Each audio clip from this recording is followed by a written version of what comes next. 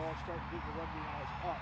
So we got to start taking a different level. We can't take it to that next level. In his time at WKU, Coach Josh Ferriell dedicated countless hours trying to take the rugby team to the next level. He played the game as a student when rugby was just a club sport with a captain, and he stuck with the team for over a decade.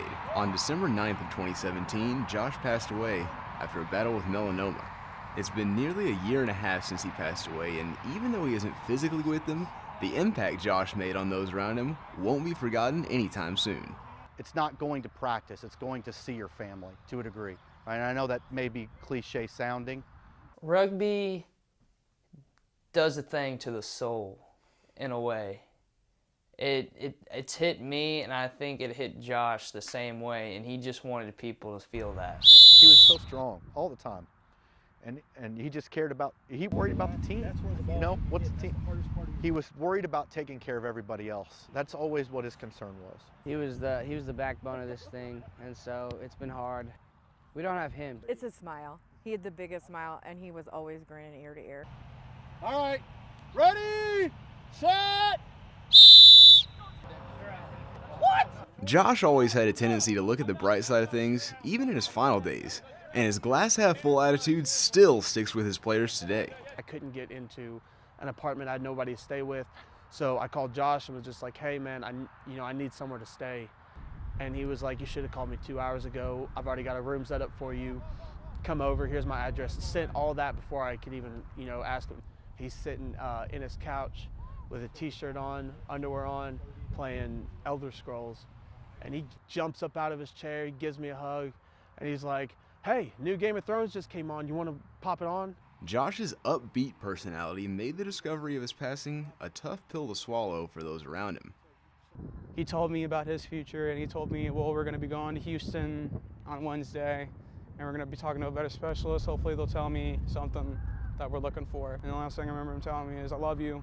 And I told him, I love you too, Josh. Whenever I found out that Josh had passed, I was at work, and I got a phone call from my previous vice president whenever I was a sophomore. He told me that Josh had died. And I didn't believe him because I was like, I just talked to him. There's no way. He's just really sick.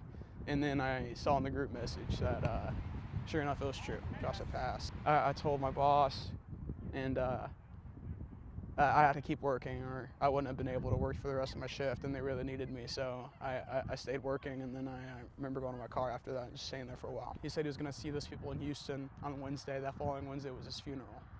I didn't think it was going to be that soon. And I was actually in the parking lot of a store and kind of just lost it and broke down. I reached out to April to ask her advice on it, and so we decided we were going to reach out to everybody on the backside and collect donations and pictures and put stuff together. I had put the stuff together, but I hadn't sent it to her yet. And I was actually driving from Nashville to Hendersonville, where I live, right outside Nashville, back here, and she calls me about an hour and a half later, and I answered the phone and I said, April, I swear to God, I'm going to send you these pictures. And she was in tears and said, he's already gone. It's too late. She said, he's already gone. We had, they'd given him 6 months, and this was 2 weeks-ish. And it hit me like a train. I just remember thinking, oh, it's rugby season. I need to reach out to Josh, and then it just hit me that I know I won't. And that's probably when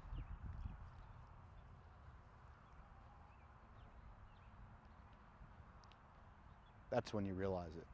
Even though he's gone in the physical sense, the rugby team made sure that Josh not only stays in their hearts and minds, but on their uniform as well. Usually in every single international match, what they do is they put the location and the team that they're playing on their sleeve, and it just seemed like a nice way to take Josh everywhere with this club. When it came time for Josh to be buried, he was not only surrounded by a majority of his friends and family, but also by his former players.